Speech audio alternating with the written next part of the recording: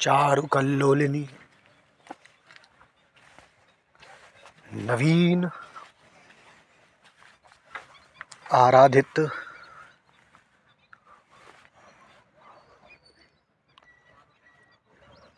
श्याम वर्णिका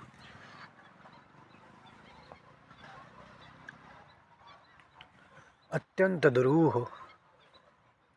और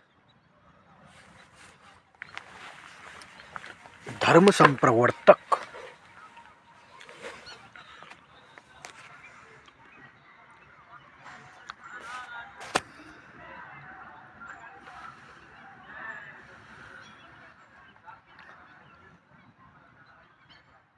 पामर और पतित जीव को तृप्त करने वाली उस शक्ति, उस आह्लादनी शक्ति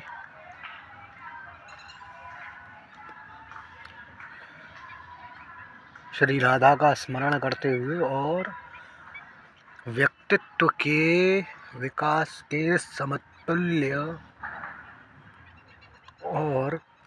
उससे भी कहीं अंतरिक्ष की सीमा के परे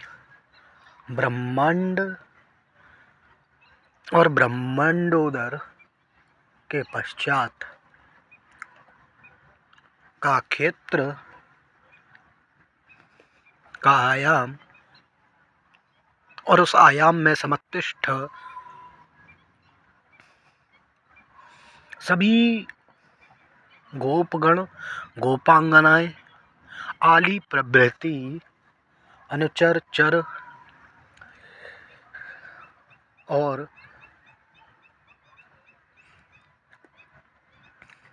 प्रेम और प्रकाश से च्युत उस प्रकाश पुंज में समुपविश्य वह चिदानंद और चिदानंद घनात्मिका शक्ति श्री युगल जोड़ी सरकार के नतमस्तक होकर और विश्व के अभ्युदय की कारण और अभिलिप्सा के साथ उनकी भक्ति में अभिलिप्तता के फलस्वरूप और राष्ट्र से च्युत सभी उपराष्ट्रों को सद्बोध, सद्गति और सार्वभौमिक विकास की पराविभक्ति के प्रकाश की मंगल कामनाओं के साथ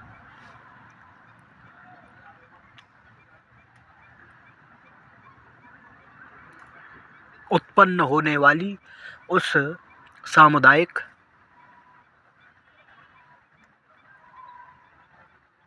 निरपेक्ष और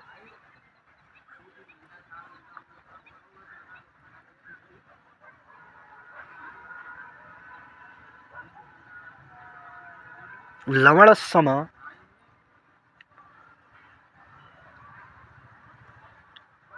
उस विचार, जिस विचार से उत्पन्न भक्तिमयी प्रकृति व्यक्ति को मौखिक और वैकाशिक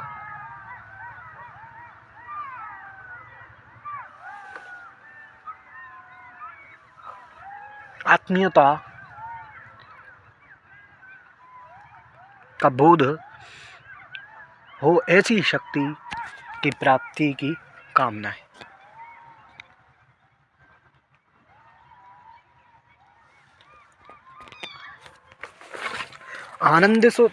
आनंदित उस जीव और जीव के सामरांगण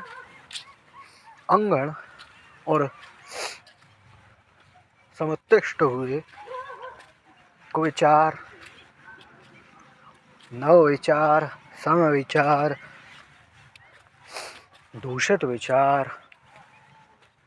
कहा जा सकता है कि अनेक प्रश्नों से समुत्पन्न, अनेक उत्तरों से समुत्पन्न, अनेक विद्याओं से समुत्पन्न प्रश्न या उन प्रश्नों को कहा जा सकता है विचार। विचार नहीं तो प्रश्न नहीं, और विचार की उत्पत्ति एक विचार से ही प्रकृति को प्राप्त है।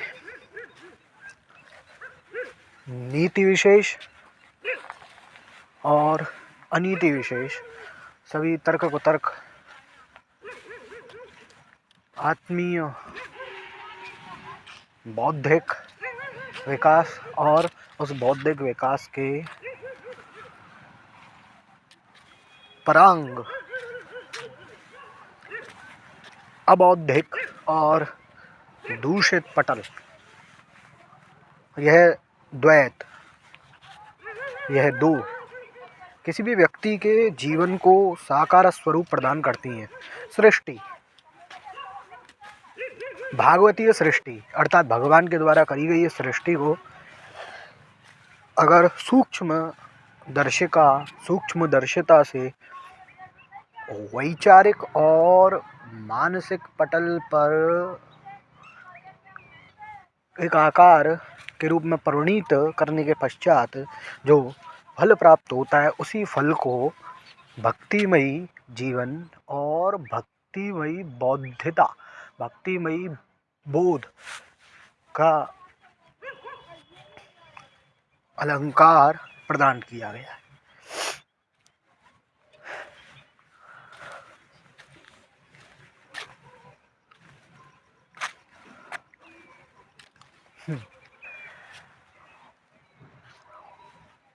चंडिका माया, योग माया को पहचानना जिस प्रकार बताया कि माँ भगवती सरस्वती बौद्धिक ऊर्जा, बौद्धिक शक्ति, बौद्धिक विकास की जननी, माँ महालक्ष्मी, जिनसे यह वीणावादिनी वाणी जन सामान्य और प्रबुद्ध जीवों को बौद्धिक विकास और बौद्धिक परांगता, जहाँ ब्रह्म आदि का अंत न हो, ऐसी स्थिति को प्राप्त कराने वाली माँ भगवती सरस्वती। और उन सरस्वती के ठीक विपरीत माँ महालक्ष्मी की एक अभूतपूर्व और अन्य प्रकृति, जिसको तामसी, वेधा, कुंडलिनी और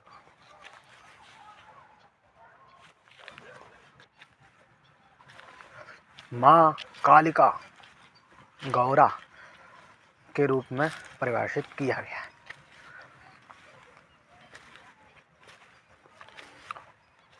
जब तक व्यक्ति की आत्मरक्षा, सुरक्षा, अपनी बुद्धि को अगर मेडिकली चिकित्सा के क्षेत्र पर विचार करके देखा जाए, दृष्टिगोचर किया जाए, तो कहा जा सकता है कि अस्थि की एक परत, जिसके नीचे हमारा यह मस्तिष्क, और उस मस्तिष्क के भी भीतर जो अमृत प्रदायिनी ग्रंथि है, यह 3 ग्रंथियाँ, जिनमें वह अस्थि पंजर की परत कालिका जो रक्षा प्रदान करती हैं, उसके भीतर की परत माँ महालक्ष्मी जो स्थिति को प्रदान करती हैं। और देखा भी जा सकता है कि जितना भी दक्षिण और वामभागीय बौद्धिक समापवर्तन, बौद्धिक परिवर्तन और बौद्धिक क्रियान्वयन है। उस क्रियान्वयन को ठीक प्रकार से समझने के पश्चात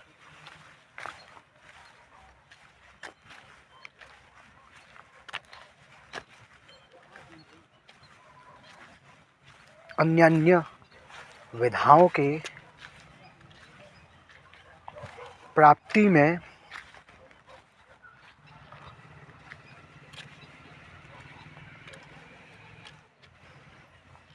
बाधा बनने वाले सभी अणुओं को विच्छेदित करके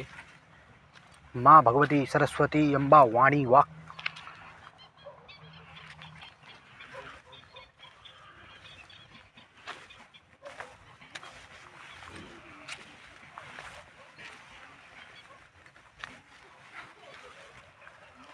के आधार को जैविक विकास में निर्बाधा को प्राप्त व पारमात्मिक ऊर्जा, यह तीन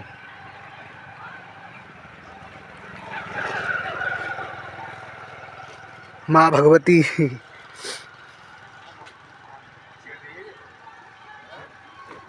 कालिका से प्राप्त रक्षा सुरक्षा और उसके पश्चात माँ महालक्ष्मी से सामाजिक बौद्धिक मानसिक स्थिरता और तत्पश्चात उस स्थिति को प्राप्त जीव के लिए आवश्यक है कि माँ सरस्वती से उस परब्रह्म का बोध और उस बोध की प्राप्ति।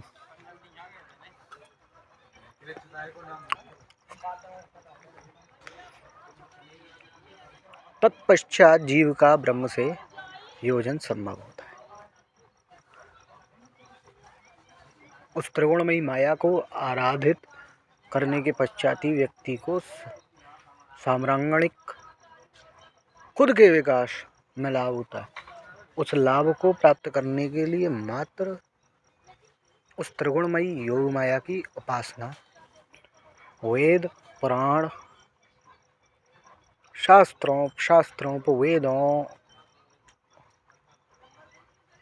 और सभी सांस्कृतिक धार्मिक और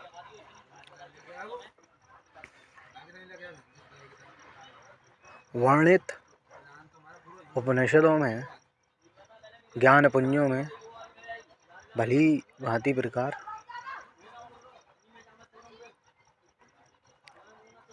मौक्तिकाडंबर से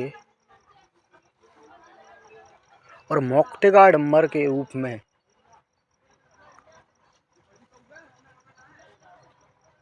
हर संभव क्षेत्र, हर संभव लेखनी की उपविश्यता को साक्षी मानकर बिखेरा गया।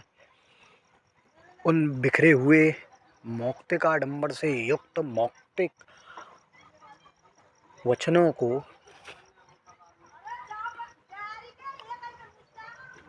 धारण करने के पश्चात व्यक्ति उस यौगिक स्थिति को प्राप्त हो सकता है, जिस यौगिक स्थिति को सुदूरह और दुष्कर संबोधित किया गया। इस प्रकार त्रिगुणमयी माया और स्वयं आदिगुरु शिव का ध्येय ध्यान ध्यो ध्येय से तात्पर्य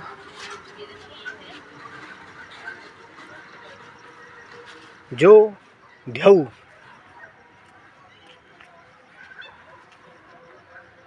मतलब साथ में,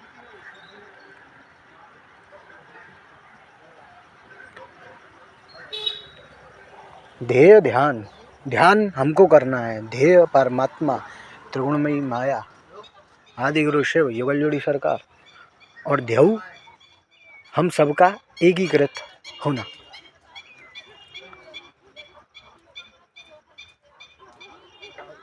उसके पश्चात प्राप्त आनंद को परिभाषित करने के पश्चात यह ज्ञात हुआ कि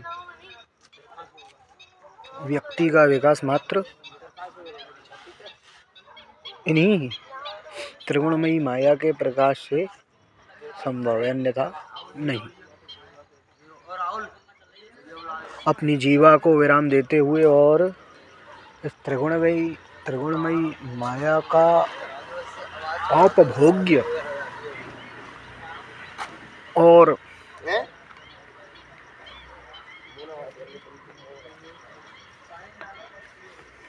आत्मानुसंधान करने के पश्चात प्राप्त उस भक्तिमयी भावना के उत्पन्न होने पर व्यक्ति हलाहल समतुल्य विष और अमृत संबंधी औषधियों को यथा योग्य, यथा साध्य और यथा संभव, साथ ही यथा काल और यथा शक्ति, यथा भक्ति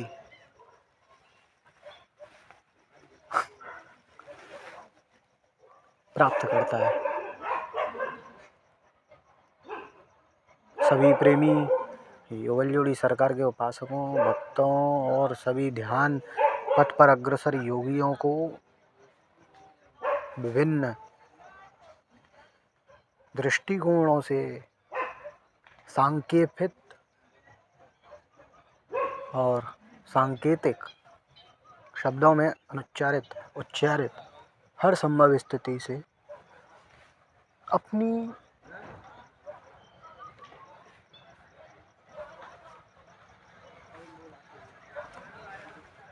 यथासंभव बौद्धिक स्तर और जीवा के सामंजस्य से वैचारिक और मौखिक शब्दों में परिणित करना